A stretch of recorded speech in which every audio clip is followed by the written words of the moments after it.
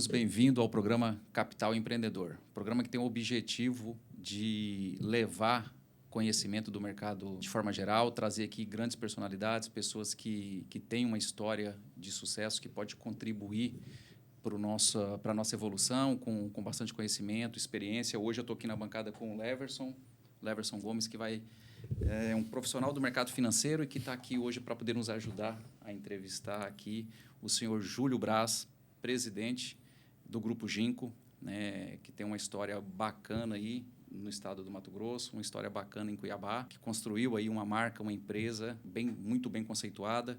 E a ideia aqui é entender um pouquinho mais da história, conhecer o seu Júlio, né, conhecer o CPF. A ideia aqui é essa, né? A gente conhece a empresa, conhece o brand, o name, né, como o mercado diz, mas a ideia é conhecer o CPF, né? Perfeito. Conhecer o CPF do seu Júlio, entender um pouquinho da história dele, de como começou, né? Eu acho que a ideia é a gente tentar capturar o máximo possível aqui de conhecimento e trocando aí a experiência de vida que ele tem. Seu Júlio, muito bem-vindo, obrigado por aceitar o nosso convite. Tá. Olha, eu que agradeço bastante, parabenizo o Rodrigo aí, inclusive a TV Capital, que também é parte, né, por essa iniciativa. Eu acho que é importante uma iniciativa como essa para poder, de fato, ajudar e levar ao conhecimento de várias pessoas a oportunidade que todos podem ter de empreender. Legal, a ideia é essa, né? A ideia é contar a história de quem empreendeu para aqueles que estão começando, ou para aqueles que imaginam um dia também seguir a carreira solo, seguir a questão do empreendedorismo. Júlio, podia contar para a gente um pouquinho da história? Quando eu falo história, assim, infância, onde nasceu, onde estudou, né? Como foi o primeiro emprego? Vamos lá, nasci em Goiânia, eu sou de 1965, nasci em agosto de 1965, e os meus pais eram do interior do estado de Goiás e tiveram suas famílias que mudaram para a capital, se encontraram, né, sorte minha, casaram cedo, meu pai e minha mãe casaram cedo, né, e eu tive a oportunidade muito boa de desfrutar de uma família bastante estruturada, apesar de simples, mas estruturada. E uma das coisas que, de fato, desde o início, era muito foco da minha mãe, principalmente, é de estudo. Então, ela sempre priorizou a gente estudar em escolas boas. Então, eu tive essa oportunidade de estudar em boas escolas na cidade de Goiânia. Então, eu estudei num colégio que chamava Instituto Araguaia, depois disso passei para o Colégio Marista, que tem em outros lugares no país, né? E depois fiz um ensino médio e acabei passando no vestibular na Universidade Federal para Direito. Fiz Direito, me formei. Universidade Federal de Goiânia. De Goiás, a UFG. Então, quer dizer, na realidade, eu passei a minha infância e até a adolescência, inclusive até antes de casar, tudo em Goiânia. Então, e essa parte, na parte de família, por estar com essa questão assim de ser sempre no limite e sempre sem dinheiro, né? Uhum. Uma coisa que eu aprendi logo cedo é que se eu quisesse ter liberdade, né, e eu falo isso sempre para as pessoas, você precisa trabalhar para ter a sua liberdade, né? Você precisa ter liberdade financeira, liberdade emocional e a liberdade pessoal. E aí, assim, eu entendi que sem liberdade financeira você não tem nenhuma das outras. E eu, logo cedo, quis trabalhar, né? Mas, enfim, aí minha mãe priorizava a questão do estudo. Então, até eu entrar na faculdade, eu trabalhei, mas, assim, nas férias. Eu fui, inclusive, balconista de loja de material de construção durante as férias. E aí ia trabalhar até chegar na universidade. E aí, sim, eu pude trabalhar de maneira formal. Então, meu primeiro emprego, né, por assim dizer, ele foi num banco, que era um banco regional, lá em Goiás, que era o Agrobanco.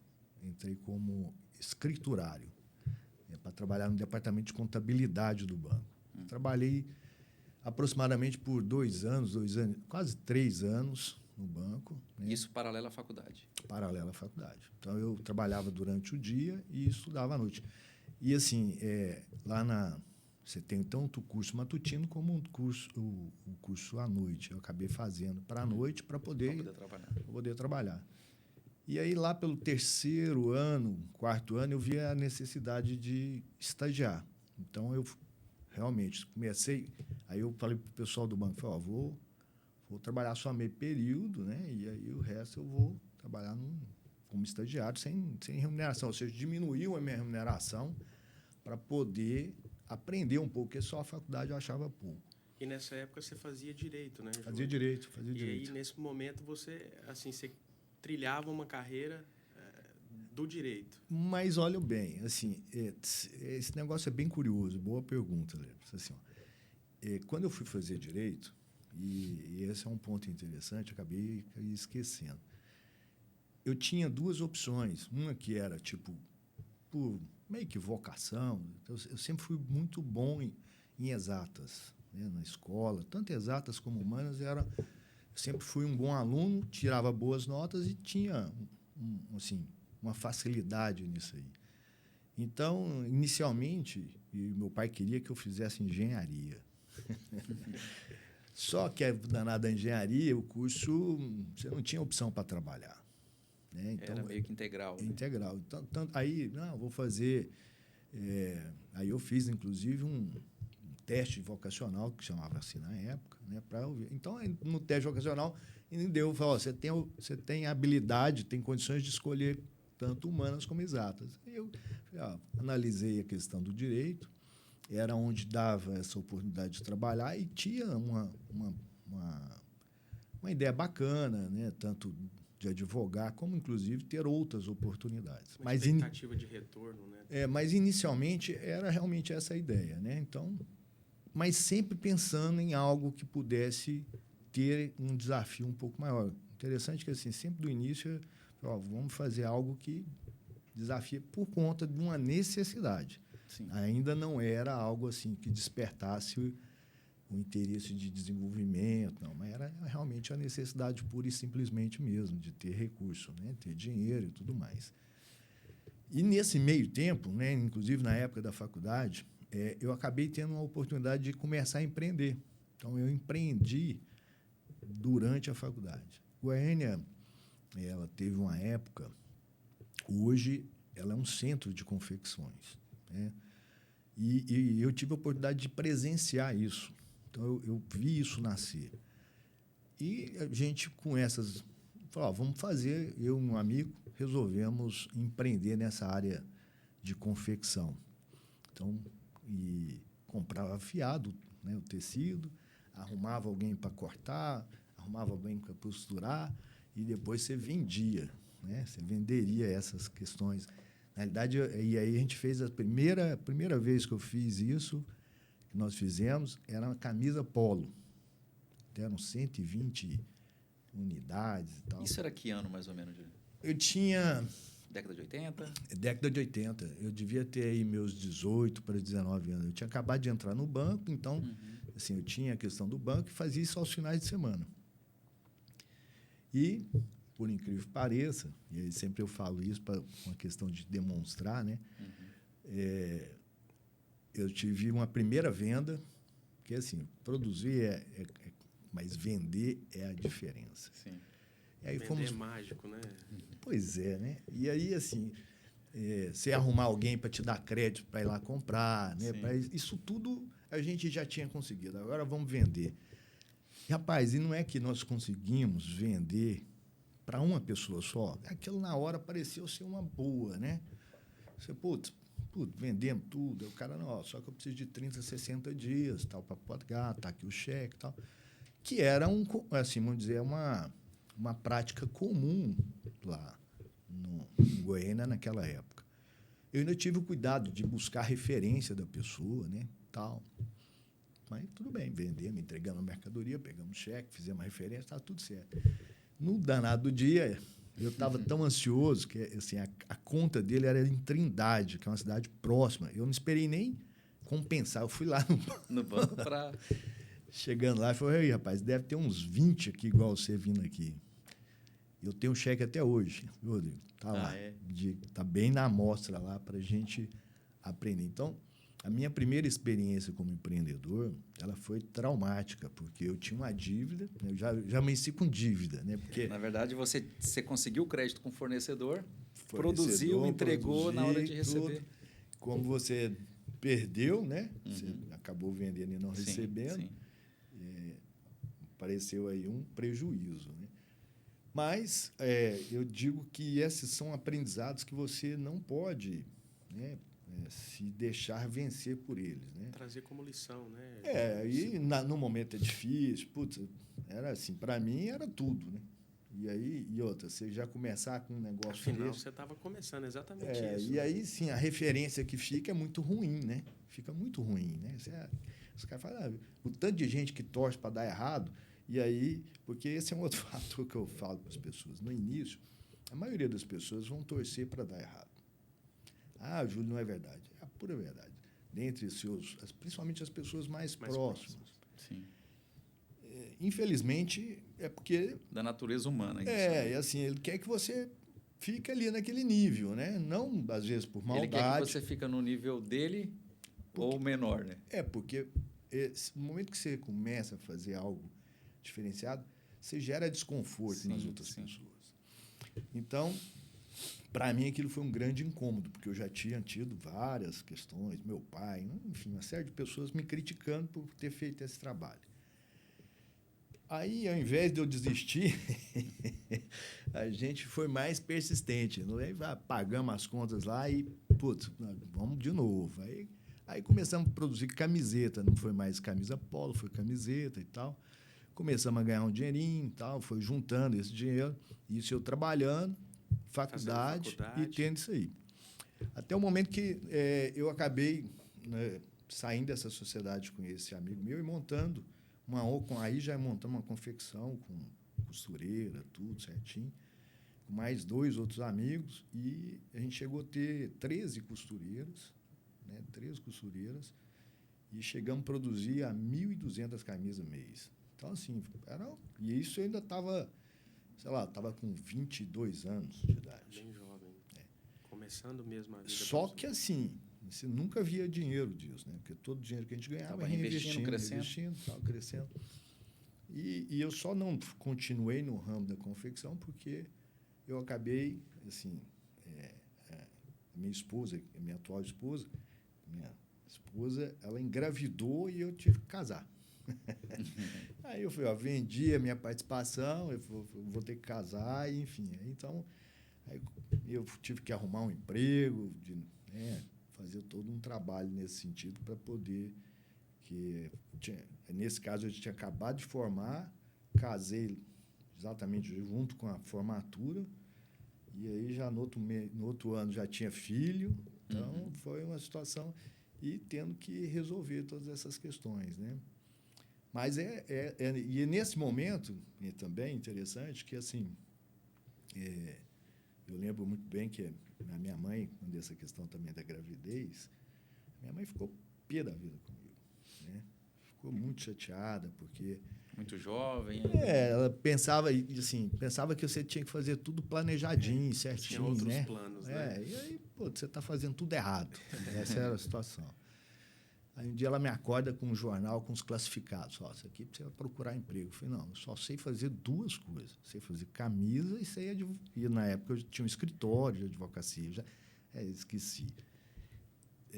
Nos últimos 2 anos, né, eu já tinha deixado de fazer estágio e tinha aberto um escritório antes de formar com um colega. Que já era formado. Não era formado. Também não.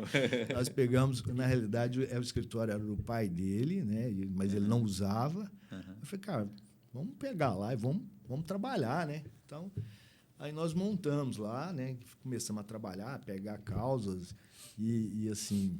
E você conciliava, então, as 2 atividades? Rapaz, era 3, né? Era 3, né? Era 3, né? Eram 3 atividades.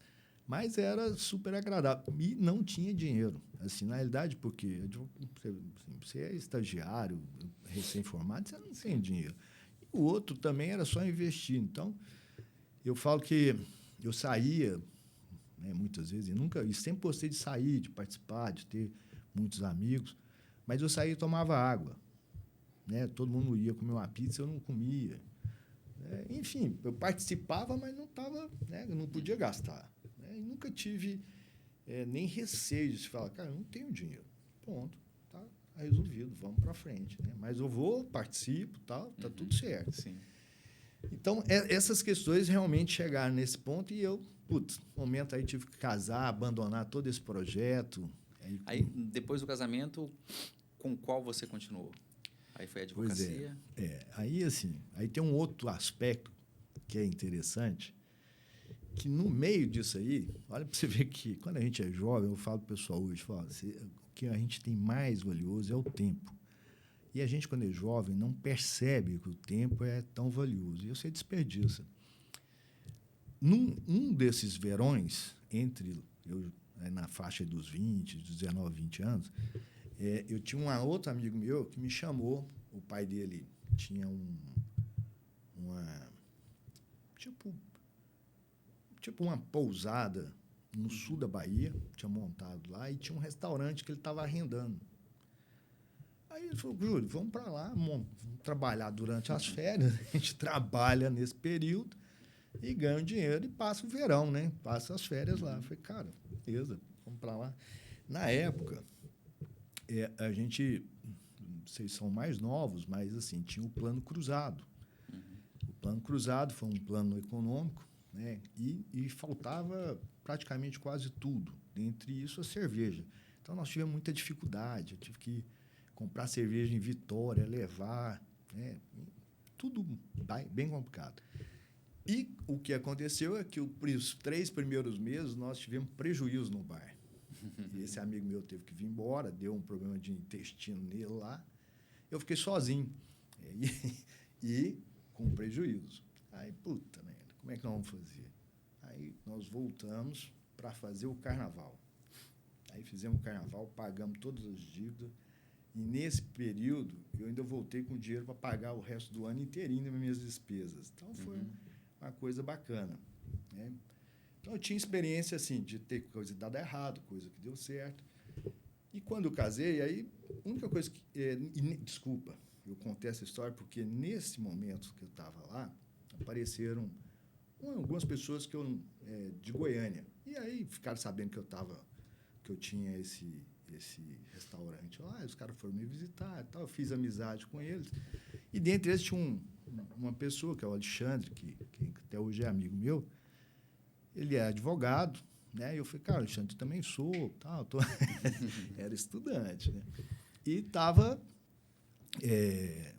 lá e fizemos bastante amizade, conversando e tal, dentro daquilo que eu comecei a comentar, que você precisa sempre estar...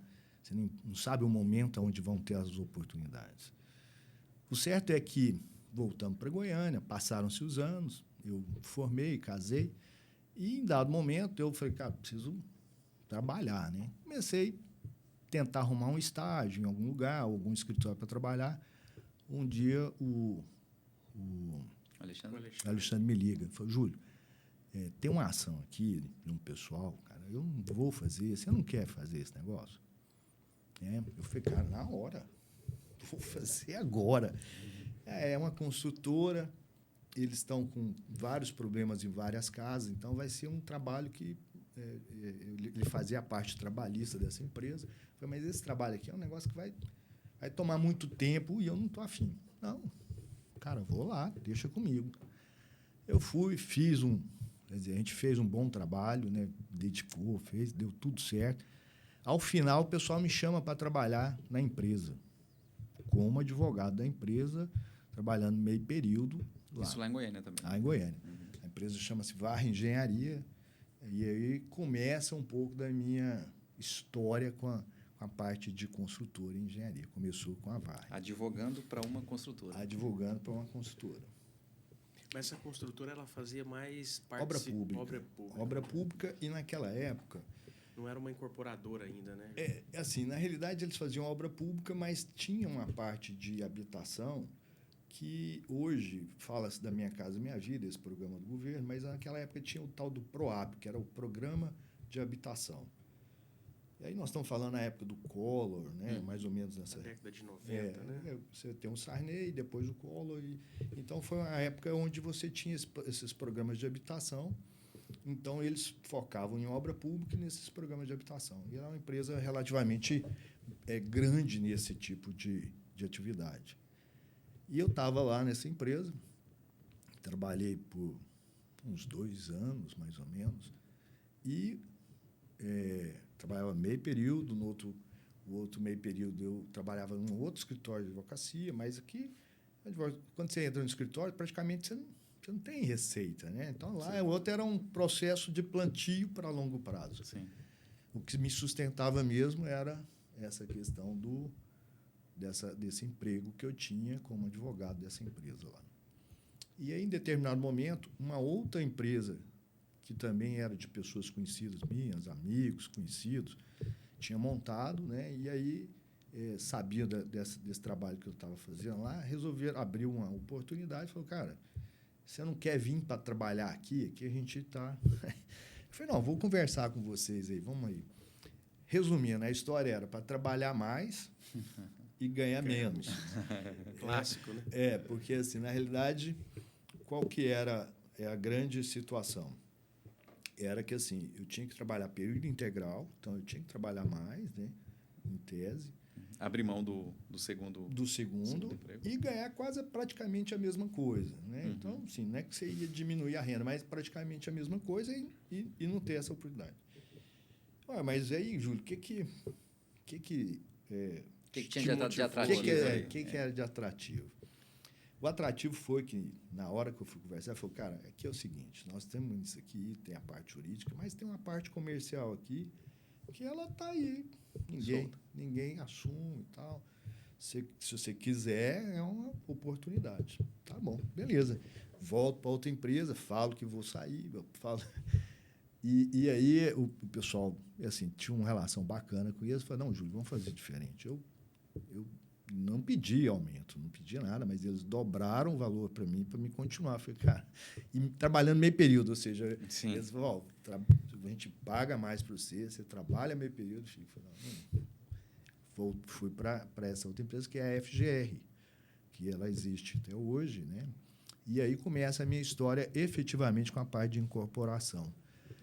Era uma empresa que naquela época também atuava bastante na parte de obra pública, mas, por uma série de fatores, ela começou a migrar para a questão de incorporação em condomínio. E um dos fatores foi esses problemas de obra pública mesmo. Nós sofremos bastante com isso lá. Denúncia, problema de licitação, tudo isso. E atraso, né? Basicamente, não é só isso, Léo. É que, assim, é um universo complexo. Sim, complexo. Né? E aí, a cada 4 anos, muda tudo. Muda tudo. Você tem que se sujeitar a algumas situações que elas, muitas vezes, vão contra alguns valores. Né? E aí, foi indo. A turma, os próprios proprietários, né? Que eram também conhecidos meus, são conhecidos meus, falei, cara, não está dando liga nisso, né? Vamos procurar outra coisa para fazer. E, nesse meio tempo, eles também faziam casas no mesmo programa. No sistema habitacional da época lá. Isso. E aí, semelhante ao Minha Casa Minha Vida. Isso. Né? E aí, assim, tiveram dois... onde eu falo outra coisa, né? Todo problema é uma grande oportunidade. Parece um chavão. Sim. Mas é a grande verdade. Parece um chavão, mas poucos conseguem enxergar essa oportunidade. Olha, de novo eu falo, você tem que fazer o seu melhor a todo instante. O primeiro problema foi que, e são importantes porque isso muda a percepção das outras pessoas com relação a você. Tem uma cidade que é Goiatuba, mais ou menos a uns 200 quilômetros de Goiânia. Eles fizeram lá, na época, eu não estava dentro da empresa, mas na hora da entrega eu já estava participando da empresa. Eles tinham feito quase 350 casas, mas só tinham vendido 200. Mas já tinha dado resultado, né? Porque era financiamento, enfim. Tinha uma boa margem. Já estava na situação de um resultado positivo. Foi, Júlio, nós estamos com esse pepino aqui. Como é que faz?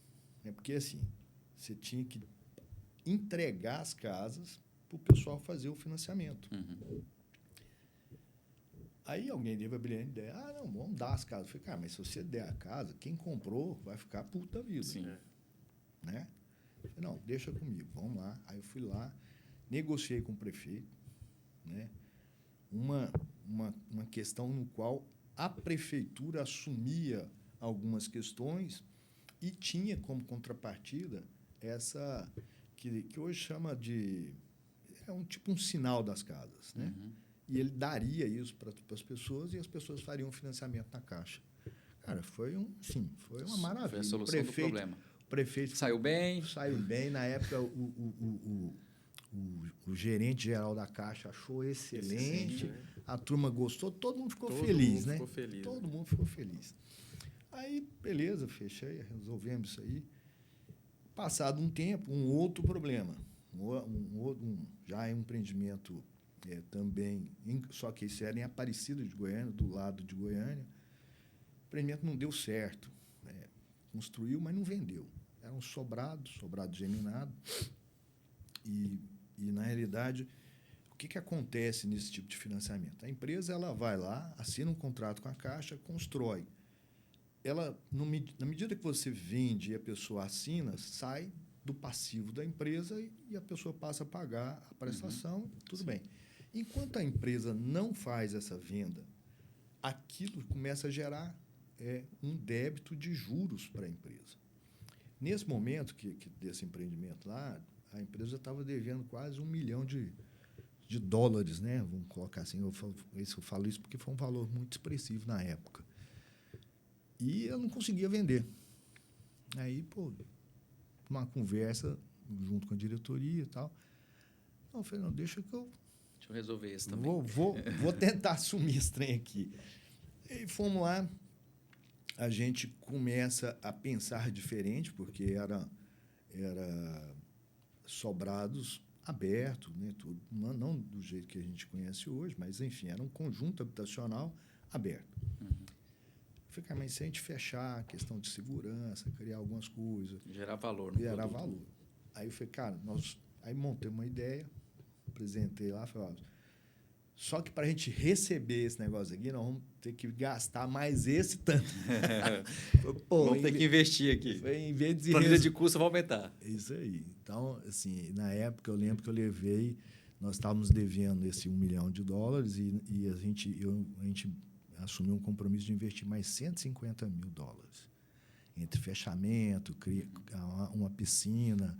E aí nasceu a ideia do condomínio. Fazer essas melhorias propostas. Fechar, né? Fazer Mas, muros. em contrapartida, você ia valorizar o VGV ali consideravelmente. O que aconteceu? Aí, beleza. E um conceito diferente também, né? Mas olha o que é o bacana desse negócio. Na época, né? Como o negócio estava muito complicado, a turma falou assim, Júlio, se você zerar aqui, você ganha tanto.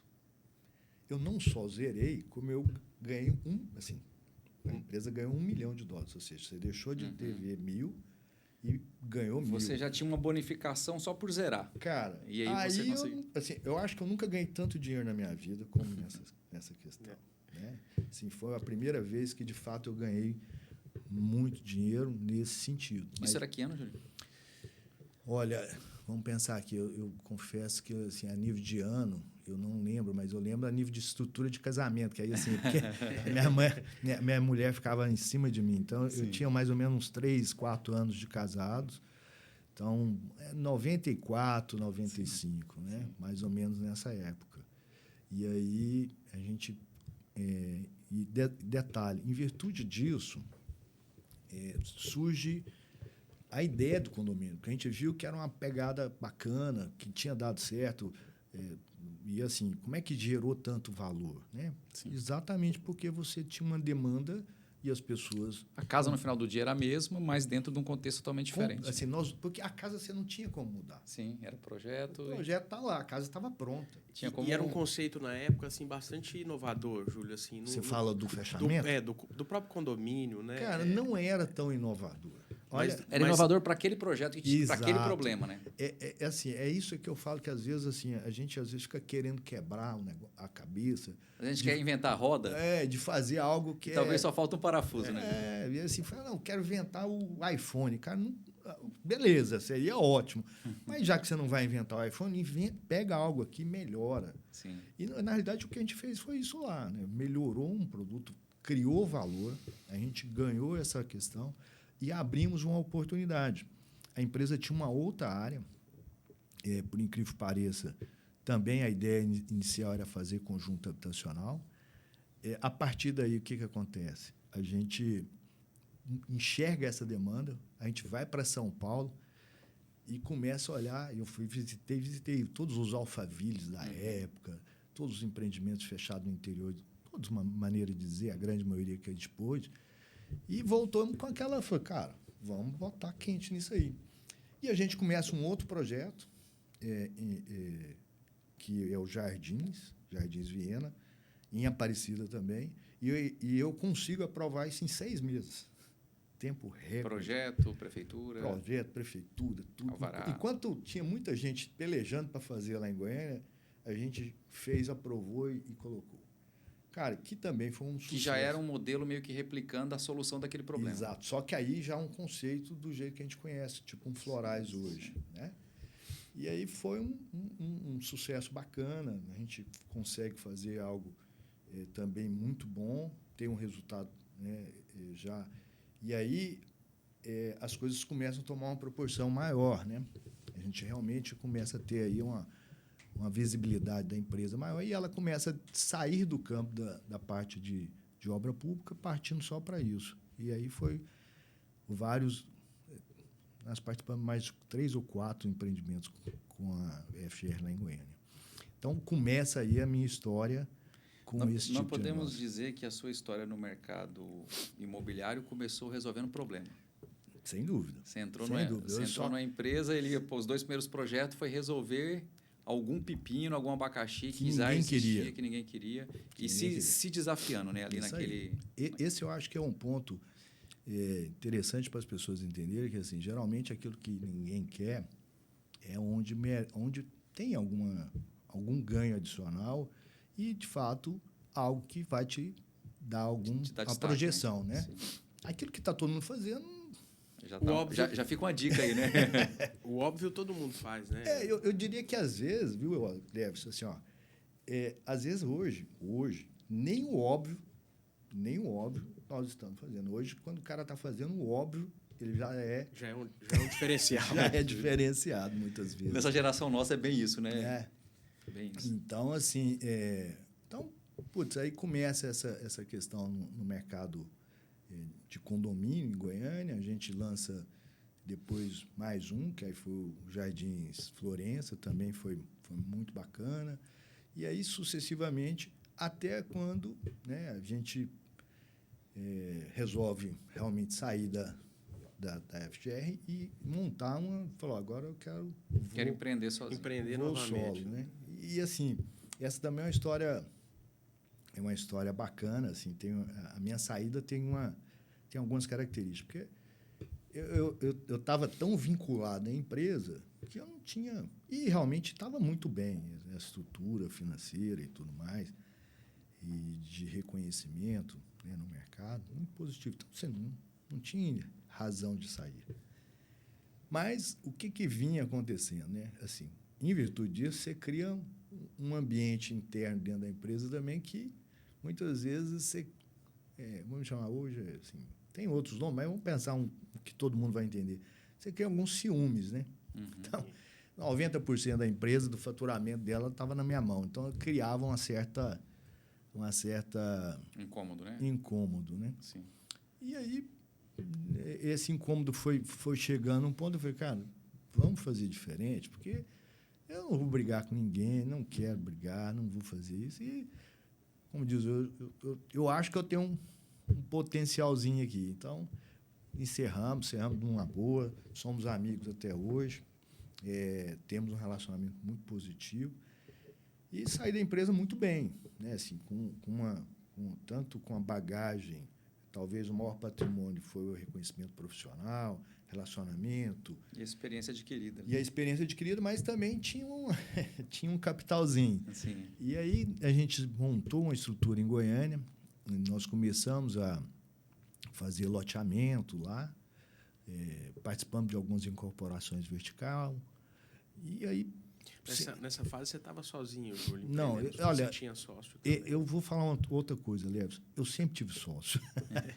Mas, na verdade, você partiu para empreender sozinho, mas com sócios específicos em cada projeto, né? Isso aí.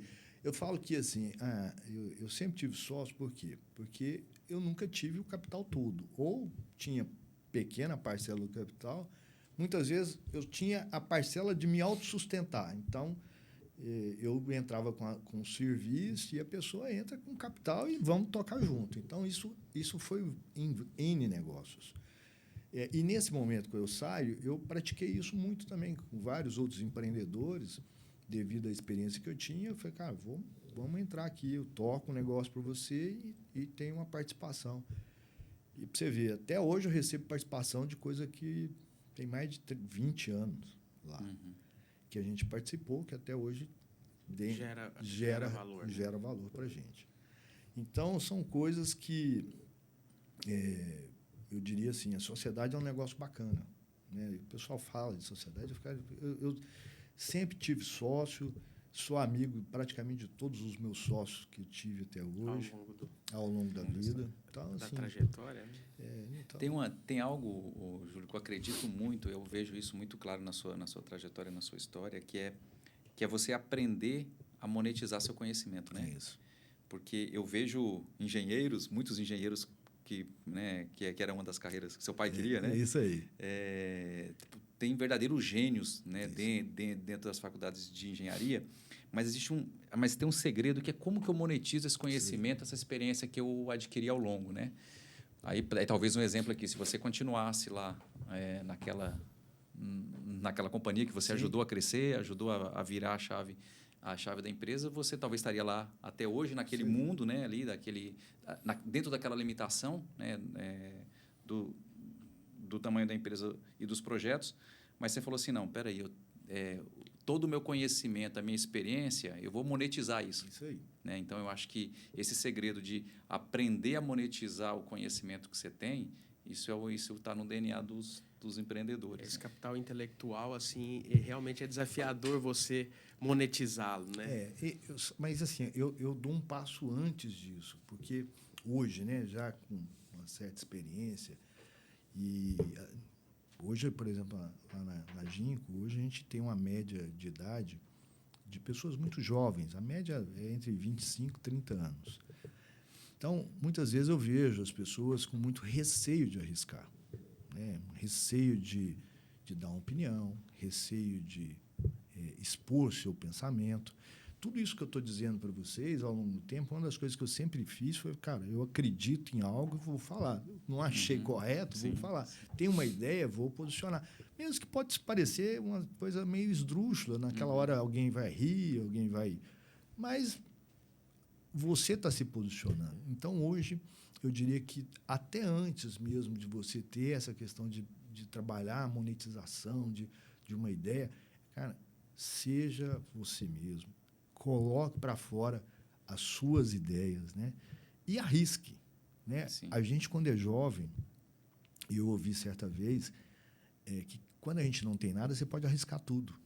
Exatamente. Então, assim, essa é uma grande realidade. E você tem tempo para correr atrás, né? Você entendeu? Porque uma coisa que eu vi na sua história também é a questão da resiliência, né? Você não ficou frustrado na primeira vez que você perdeu tudo com o cheque sem fundo, né?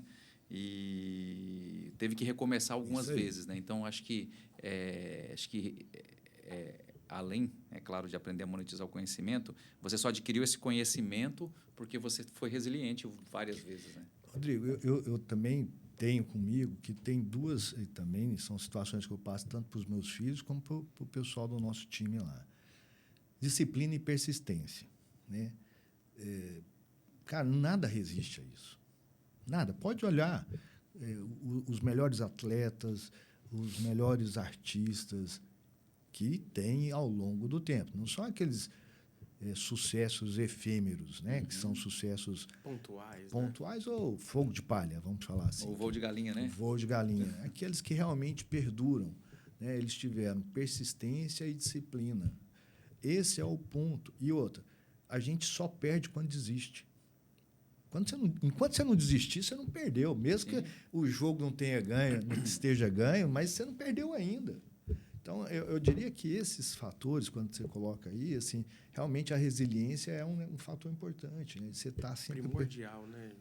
Aí, assim... É o que certamente fez toda a diferença na sua trajetória. Né? Agora, eu tenho comigo que hoje, grande parte da nossa juventude, ela está muito... Assim, as coisas ficaram muito fáceis. Né? Assim, tudo é muito mais fácil. Né? Vou falar o que eu acho, né? Por exemplo, antigamente, para você namorar alguém, era super difícil. Né? Você tinha que conhecer, ir lá, apresentar para o conversar. pai. O namoro era na sala, Rodrigo, né? Até antes disso, para você chegar numa moça tinha antes... flerte, né? Você tinha toda uma situação... contexto. Assim, você ficava, às vezes, parece 6 meses para conversar. É quase que um contexto platônico, né? Entendeu? Então, assim, era algo muito difícil e valorizado. Hoje eu vejo que os relacionamentos, eles... E nada... Né, não estou fazendo aqui nenhum juízo de valor, mas a pessoa vai... fui para tal festa, fiquei lá com X número de pessoas. Eu não vejo isso como algo saudável, né? Porque à medida que você não tem dificuldade ou nada... Não tem desafio. Não tem desafio, não tem valor. Exatamente. Então, esse é um ponto hoje que eu diria que isso estende-se para tudo. Né? As pessoas, em virtude delas não terem dificuldade em ter... Vou dar outro exemplo para vocês. Por exemplo, antigamente, para você ter uma bebida alcoólica ou um refrigerante, era meramente nos eventos de festivos ou no final de semana. No final de semana, exatamente. Hoje, você tem isso Toda todo. esquina tem uma conveniência. E assim, está a todo instante. Né? Então, eu acho que são algumas coisas, lógico, evoluído e tal, mas essas de facilidades vão nos deixando cada vez mais moles. É aquele provérbio antigo, né? Que tempos fáceis formam homens fracos, né?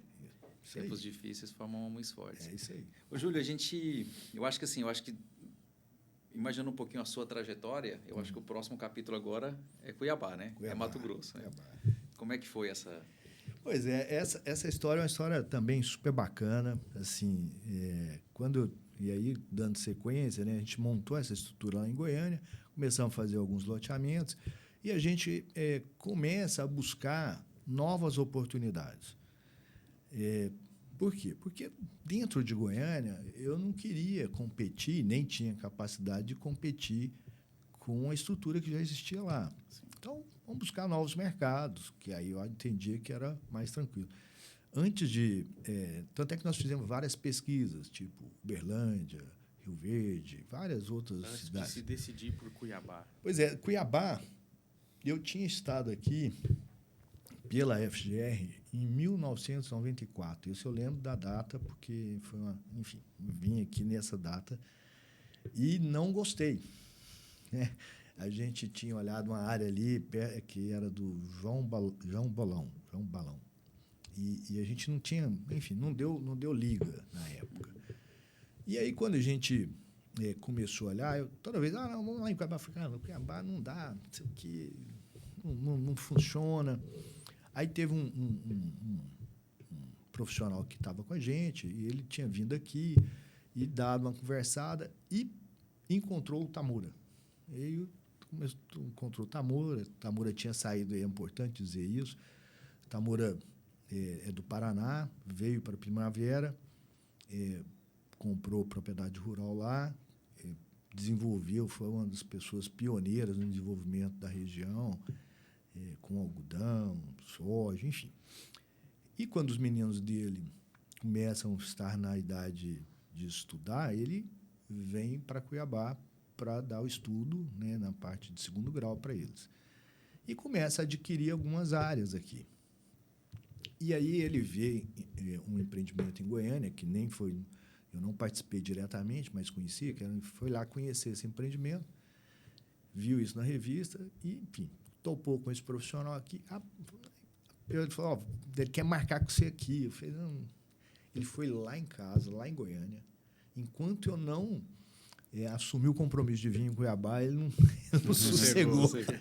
Então, ele realmente me convenceu a vir aqui, né? E aí eu retorno a Cuiabá, isso já em 2000.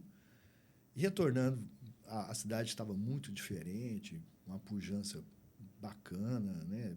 Bem interessante. E aí a gente começa a conversar, surge a ideia, ele tinha comprado algumas áreas, tinha feito parceria onde hoje é o Florais Cuiabá, mas ainda não tinha em mente de tudo formado. Aí a gente monta a GEP, que na realidade foi a primeira empresa que nós associamos para poder fazer isso aí. A gente tinha um terceiro sócio no negócio. Tocamos o Florais Cuiabá. Eu vinha para cá 2 vezes por mês, né? Mantinha alguns negócios em Goiânia e aí assim a relação com o Tamura vai estreitando, a gente vai identificando questões comuns e aí foi, cara, vamos fazer um negócio mais amplo. Eu tenho vontade de crescer. Ele falou, não, eu também, vamos. Só que o Tamura tinha uma diferença de idade de quase 20 anos. Uhum. Ele era praticamente o meu pai, né? E assim, mas uma cabeça aí fenomenal. Vocês começaram a desenvolver os terrenos que ele tinha? Não, nós começamos a desenvolver das parcerias que tinha. O Florais Cuiabá era da família Granja, ele tinha feito a parceria, nós fizemos lá, primeiramente lá. E depois fizemos o Belvedere, né, lá no Jardim Imperial. Uhum. Mas logo em 2002 eu mudo para... Quer dizer, durante 2001 a gente fez, de 2002 para 2003 eu já mudei para Cuiabá. Você viu que valia a pena vir? Encerrei, porque eu também tinha sociedade lá em Goiânia. Tínhamos sociedade com mais 2 outros amigos lá. Eu encerro a minha sociedade lá com eles, acerto e tal, e venho para cá. Mas o primeiro projeto, então, Júlio, ainda que com parceria, né, como parceria, foi o Florais Cuiabá. Não, o primeiro projeto foi o Florais Cuiabá. E, na Cuiabá. sequência, o Belvedere. O Belvedere, depois o Florais dos Lagos, o Florais do Parque. Essa é a sequência inicial. Porque, para quem é de Cuiabá, né, todo mundo conhece bem esses nomes, né, essas regiões. Falou Florais, todo mundo sabe a região, sabe o padrão. É isso aí. Mas, assim, são 20 anos, né? Na época, quando ele tem uma ideia... Tem uma história curiosa. Desculpa. Quando nós fizemos a primeira pesquisa naquela região ali do Florais Cuiabá, não sei se vocês vão lembrar, mas a estrada chegava só até o distrito da Guia, né? Não ia para frente, né? E aí deu lá que aquilo ali era lugar de desova de cadáver, enfim, pessoas não queriam. Era uma linha estrada sem fim, né? Isso aí. Mas a gente enxergou que ali ia ser um grande polo de desenvolvimento em razão da própria sequência que ia acontecer. Então, a gente insistiu, né? As pessoas achavam longe inicialmente, mas para mim sempre foi muito perto, né? Muito próximo. Né? E aí foi uma coisa que teve que ter persistência, teve muita história ali. E como é que foi a história do primeiro Florais? Como é que foi? Assim, eu falo da concepção do projeto até lançar, como é que foi a evolução das vendas? Foi um sucesso de cara? Como é que foi a história do primeiro Florais? Pois o primeiro Florais, ele tem essa característica. Foi uma parceria com a família Granja, a gente vem de Goiânia para cá, nós queríamos ter os profissionais daqui, então,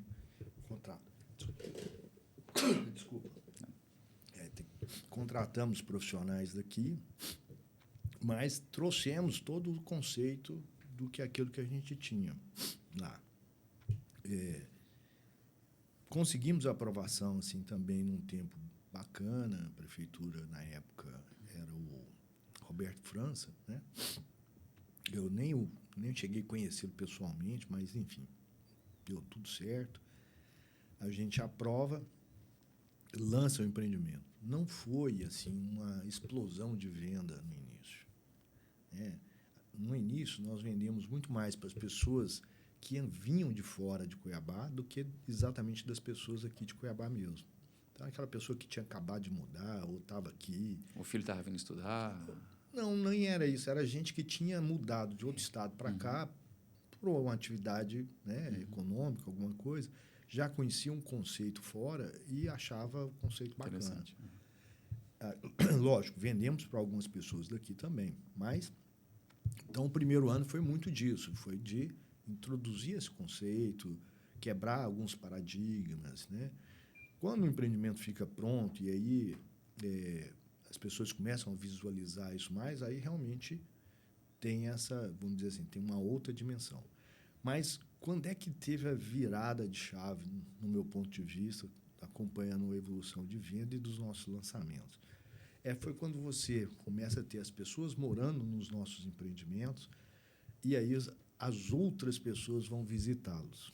Nesse momento, o cara falou... Aí o cara que mora no apartamento, que mora numa casa para a rua, começa a ver a diferença do você leva o seu ambiente, filho, né? Num final de semana, vai passear e tal. Passa a ser a melhor propaganda, eu diria. Essa é a maior assim, propaganda que existe, viu, Leverson? Porque é algo palpável. A pessoa está ali vendo e passa a ser um objeto de desejo. Porque não deixava de ser um conceito que ainda era relativamente novo em Cuiabá, né? Isso aí. E culturalmente a pessoa ela quer ver, né? Isso aí. Ela quer... Eu diria que assim, alguns, como eu disse, já sabiam mais ou menos, conheciam mais ou menos de fora, mas a grande maioria tinha receio. E é receio também porque éramos uma empresa nova, enfim, vários fatores. Isso, né? A gente está falando em 2001, 2002. Isso. 2001, 2002. Aí eu diria que para você que a gente foi mais ou menos nesse processo quase 10 anos. Foi até 2008, 2009 aí nesse jeito. De 2010 para frente é que eu diria que aí há uma nova forma de enxergar. Aí já tendo um produto já ali concebido, consolidado, aí quando você lança os florais na sequência ali... Isso. Aí, assim, você pensa... Depois disso, a gente começa a atuar em diversas áreas, né? A gente começa a atuar lá a questão do Belvedere foi um deles, mas logo depois a gente pega ali o Parque Tianair e lança lá o Jardim Itália, o Florais Itália, né? Lançamos o Vila Jardim, né? Lançamos em Várzea Grande, o Florais no Mata. Então, nesse momento, você começa a ter uma abertura e como diz assim, seria talvez o nosso segundo ciclo de empreendimentos. Quando você sai daquele eixo ali onde você estava, né? Exatamente. Deu super certo também, foi muito bacana, tanto é que são regiões hoje extremamente consolidadas e tudo mais. E regiões distintas, né? Totalmente distintas. E o interessante aí, eu acho que é uma reta mais final do momento que vocês estão, é que do Vila Jardim para os florais, ali, aquilo que não tinha nada ali, né? Agora, recentemente eu tenho passado por ali com mais quase frequência. Que se convergindo, né? Essas duas regiões praticamente se uniram com os últimos lançamentos. Né? Na realidade, era para ter feito essa união, sabe? Ali é porque tem uma área que não era nossa, né? Também nós não conseguimos fechar e nem fazer parceria. E aí, para fazer essa abertura, porque existe um projeto de ligação que vai chegar, inclusive, até a Avenida Antártica. Então, assim, vai virar um grande contexto ali bacana naquela região. Não tem como não acontecer. Legal. Inclusive, para frente do Vila Jardim já existe ali, já tem todo um desenvolvimento ali acontecendo ali. Né? E também acredito eu que quando concebeu o projeto do Vila Jardim, eu acho que também era outra... Era uma ousadia. Era outra ousadia, né? Sem dúvida que era. Era uma outra ousadia. E eu acho que eu não vi um que talvez evoluísse tão rápido quanto aquele, né? O Vila Jardim? É porque, na realidade, assim, eu diria que ela está numa região onde as pessoas perceberam mais e principalmente, tinham mais relacionamento, né? Mas o Florais Itália teve um desenvolvimento também, assim... Porque ele já é uma região de condomínios também. Exatamente. Foi, assim, surpreendente. O adensamento, a evolução lá foi muito bacana. E lá é um projeto bacana e diferente, né? Da concepção de rede de energia, de uma série de coisas. Aí é o Supremo. É o Supremo, né? É o Supremo Itália. Aí, assim, a gente fez... É o primeiro que a gente fez com a fiação subterrânea. São lotes maiores, é um outro conceito. Então, a gente pegou aquela região... Menos unidades, né, Júlio? Menos unidades, né? Então, fizemos um produto diferenciado lá. Mas está na mesma região ali do Tá, Parque Tianair tá, também, ele né? está na Florais sequência. Itália. Né? Tá o Supremo, Florais do Parque e o Florais Itália. Depois vem o Belvedere 2 e o Belvedere 1. Por falar em unir região, eu estava falando aqui a união entre o Florais e o Vila Jardim, né? Isso. Aquilo ali. Aí uma outra união que tem é essa, né? Isso. Os Florais... Itália o Itália e o Supremo, Itália, que também já quase encontrando lá com o Belvedere 2 ali. Nós fizemos uma ponte ali, aquela ponte foi nós que fizemos, né? E interligamos aquela região.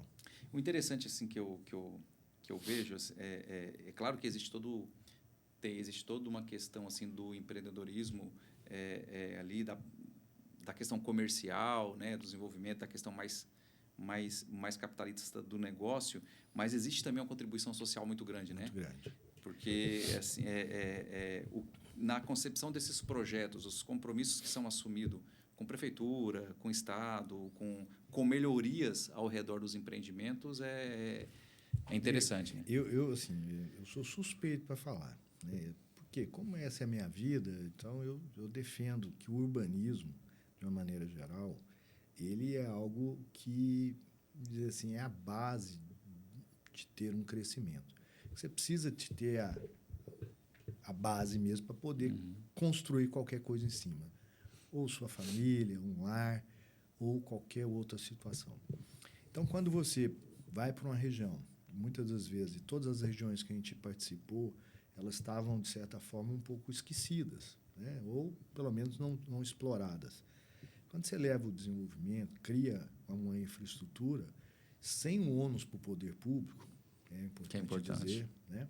Sem ônus para o poder público, você dá uma oportunidade de valorização para aquelas pessoas ali e, inclusive, de ter outras opções de trabalho e de renda. Eu vou dar um exemplo para vocês. Quando nós fomos lançar o Belvedere 1, né, ali no Jardim Imperial, aquelas casas do Jardim Imperial, uma grande maioria delas, estavam praticamente todas elas fechadas. Né? Existia ali um grande problema de evolução de casa, a pessoa... Enfim, por vários motivos. E o bairro bem abandonado mesmo. A gente foi para lá, criamos algumas questões, reformamos algumas praças, nesses compromissos com o poder público. Mas o que eu diria para você, o que foi mais importante foi a mudança a valorização, né, que gerou. Né? Quer dizer, você gerou ali um potencial de comercialização, então você vê a avenida virou do Imperial, virou comércio. É impressionante o impacto foi muito grande. É impressionante. Eu passei lá ontem, inclusive, naquela avenida, e aí você vê grandes marcas como o Boticário, Sim. o Sicredi está lá com a agência bancária, você tem a Cacau Show, você tem a Cacau Brasil, você vê que você tem um empreendedor ali de marcas regionais, locais ali, né? Mas você também tem outras grandes ali e você vê que a importância disso, né? E vou te contar um detalhe. Grande parte daquelas pessoas que empreenderam ali são dali mesmo. Sim. Entendeu? São moradores da região. E como você falou uns anos atrás, estava naquele abandono, exato, com uma desvalorização. Você gerou a oportunidade, a pessoa foi capitalizando, criando essa situação de sinergia com o ambiente e foi. Lógico, você teve também outras empresas que foram para lá, a Rodobens também lança lá, né, do lado, um conjunto de casa. Então, assim, isso eu acho que é bacana, isso gera muito valor. Mas vem em linha com o conceito de urbanismo, né? Sem dúvida. Que é justamente o impacto que acaba causando aí. Sem dúvida. Eu acho que é importante assim,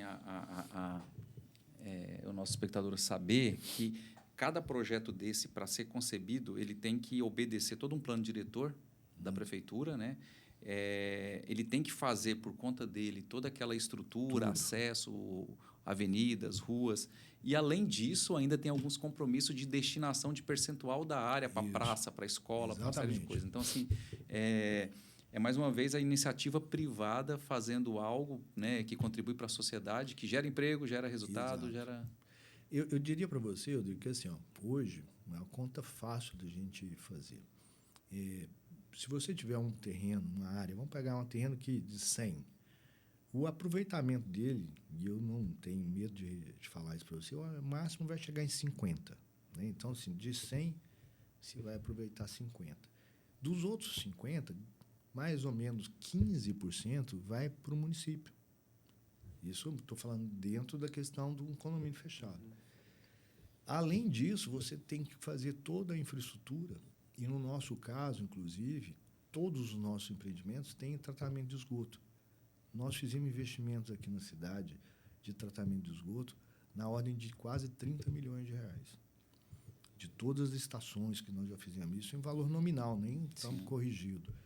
Então, eu diria que, assim, não estou aqui colocando que, né, outros não fizeram, mas eu diria que nós temos um lugar de destaque nessa situação, porque foi um grande investimento e hoje, para você ter uma noção, nós temos aproximadamente 9 mil lotes urbanizados nessas características. Né?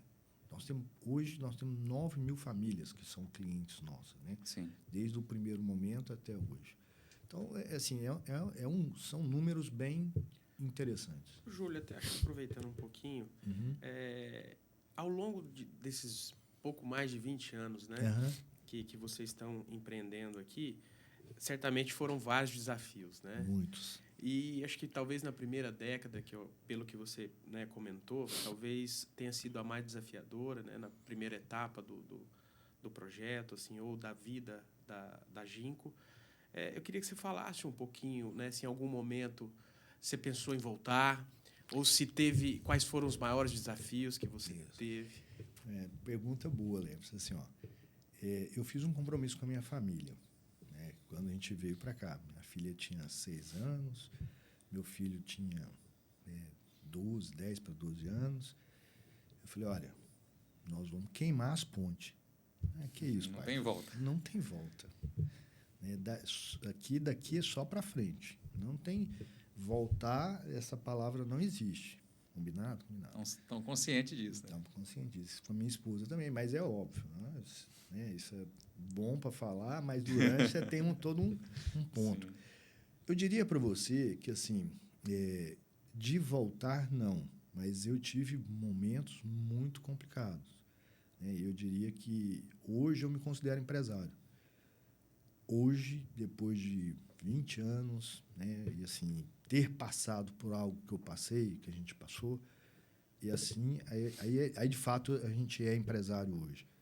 E eu diria para você que não foi assim, o mais difícil não foi a montagem e o início. O início é difícil, mas o mais difícil, no meu ponto de vista, foi o meio. Né? Em 2010 para 2012, vamos lembrar aqui, o país está numa pujança, aquela efervescência. A gente está com uma empresa bacana, vai e tal. E, assim, a gente toma algumas decisões. E uma delas, a mais complicada que eu vejo, é que a gente começou a trabalhar muito com capital de terceiro. Né? Ou seja, nós somos um banco, falando em outras palavras.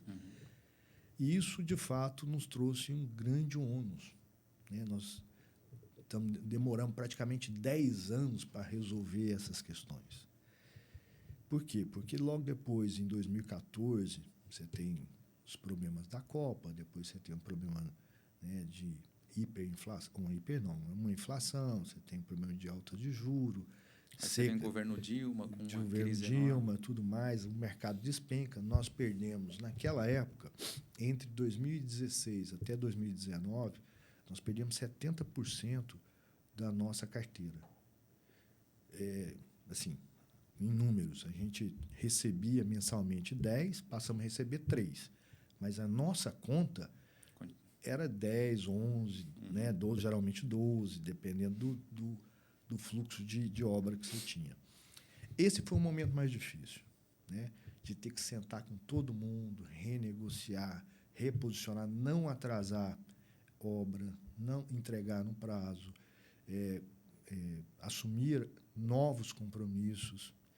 E esse assumir novos compromissos sempre tem mais ônus, né? E isso foi muito desgastante, muito mesmo. Assim, eu realmente algo que eu diria para você que, mas eu diria que é importante, porque muitas vezes eu, por exemplo, sempre tinha escutado N coisas, né?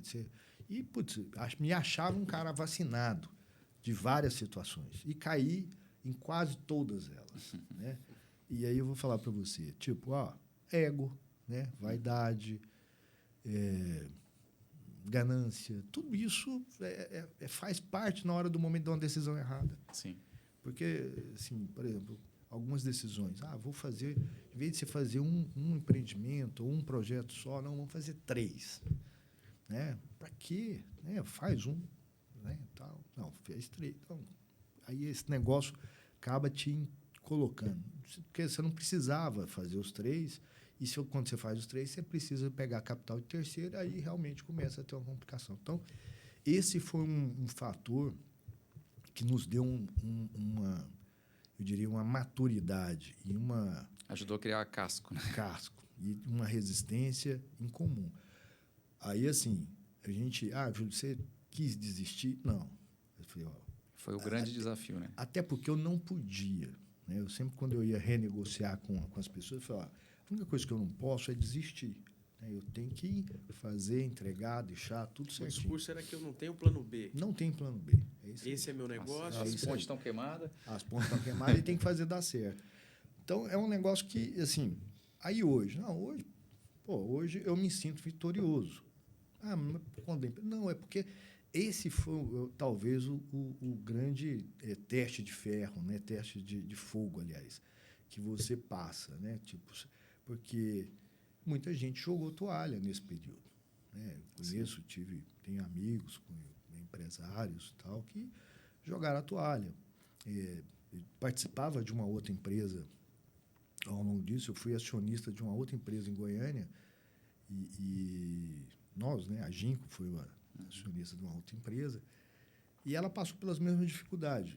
E lá nós tínhamos só 25% dessa empresa, então nós sempre fomos voto vencido. Eu acabamos saindo por quê? Porque eles preferiram não ter os problemas, não enfrentar os problemas e, tipo, meio que ir relegando as coisas ao acaso.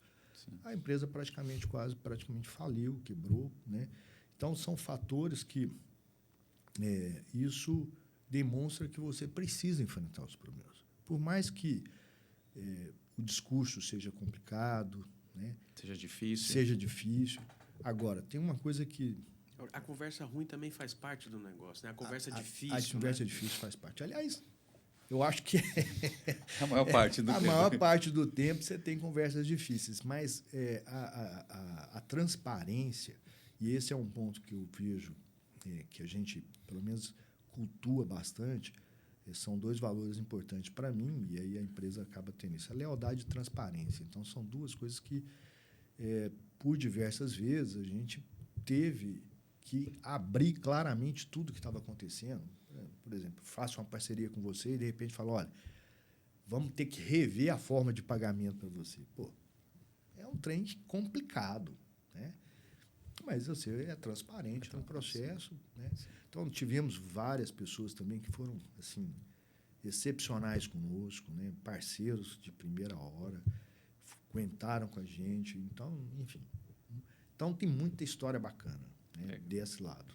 Legal. Júlio, sim, infelizmente o tempo nosso é curto. Acho que pro tamanho da história, né, do tanto que a gente tem mais. A gente fala e muito rica, né, sim, Rodrigo? eu queria te agradecer, assim, porque é justamente isso que a gente busca nos nossos, com quem vem aqui para poder bater um papo com a gente. E você foi muito, isso que você falou agora, você foi muito transparente, né? Uhum. Você abriu. É importante falar, né? Porque quando o cara vai falar de sucesso, a gente pensa que o cara vai falar só de história boa, né? E você foi muito aberto, muito transparente, falou dos defeitos, né? Do ego. Então, isso, acho que isso é importante, porque muito empresário se perde justamente nisso daí. Eu queria, até assim, para poder encerrar, se você pudesse falar para a gente assim, quais são os projetos futuros, né? Eu sei que tem os lançamentos agora muito... Também acho que deve ser mais um divisor de água para vocês aí. E também deixar uma mensagem para aquele empreendedor, né, que tá nos assistindo aqui, que uma mensagem de incentivo, de motivação e que eu acho que pode ajudar bastante. Primeiro, assim, nós estamos, de fato, com um maior projeto nosso, que é o Cidade Jardim, na saída ali para Chapada. É um projeto magnífico, algo que a gente vem trabalhando há quase 15 anos, não é um negócio de ontem, né? Assim, tem um bom tempo sendo trabalhado. Vamos fazer o ano que vem ali um belo projeto também na região da Lagoa Trevisan. Então, são 2 grandes projetos em regiões também distintas, né? Atendendo às demandas que existem. Então, nós estamos... E, além disso, vamos ter a parte empresarial e comercial dessas áreas, que também nós estamos trabalhando muito fortemente para atrair outros investidores, outros negócios, outros tipos de serviços que hoje a cidade demanda, que nós estamos trabalhando para trazer para cá. Então, eu diria que, assim, estamos vivendo uma fase bacana, muito positiva. Tem que ter mais um desafio, né? Tem que ter. Tem que ter, não pode parar. Agora, assim, eu queria dizer para quem nos ouve, Se né? puder falar para aquela câmera, fica fácil para nós. Tá bom, desculpa. Aí você olha no olho do nosso telespectador. O recado é para eles assim, não, né, Rodrigo? Se eu tiver assim, algo para dizer agora, eu queria falar o seguinte. Primeiro, nós estamos no melhor lugar do mundo para empreender, para negociar e de oportunidade. Brasil e Mato Grosso. E, assim, eu acredito muito nisso. O Mato Grosso, então, é vamos dizer, como é que eu posso falar assim? É uma grande oportunidade de crescimento em vários segmentos, em vários. Todos eles que a pessoa imaginar, hoje tem grandes oportunidades. E, assim, não é por nada. Você anda pelo estado, e eu tenho andado, eu fiz um compromisso de conhecer os 141 municípios, e, assim, cada vez que eu vou em alguma cidade, eu me encanto com o potencial do estado. Então, assim, é fantástico. Agora, para isso, você precisa estar preparado, né? Porque as oportunidades virão. Então, assim, prepare, estude, dedique, faça o seu melhor e persista. Não tem outra, assim, não existe sucesso que não tenha a questão da persistência. Isso não existe. Se alguém te vender ou colocar algo diferente disso, é complicado. Eu sei até que hoje essa questão digital, né? E aí eu sou mais analógico que digital. Eu sou digital por necessidade, não por, né? Mas, assim, eu vejo hoje que essas questões, muita gente prolifera ganhos com essa questão do digital. Eu acho que bacana, eu acho que está tudo certo. Mas, na regra, isso não acontece. A regra tem muito esforço, muito trabalho, muita dedicação e muito conhecimento antes de um sucesso. É isso. Legal, Júlio. Mais uma vez, obrigado. Obrigado, Leverson, aí pela parceria. Eu que agradeço. Sempre precisar, estamos aqui. Sempre cirúrgico nas perguntas, né? E eu também. E obrigado de novo e também até pela oportunidade de estar falando com o Júlio, que é um cara que eu tenho uma admiração, já conheço também há algum tempo. E tenho certeza que a turma que vai estar ouvindo aqui vai gostar e compartilhar disso, certamente. Obrigado mais uma vez, Júlio. Obrigado a todos.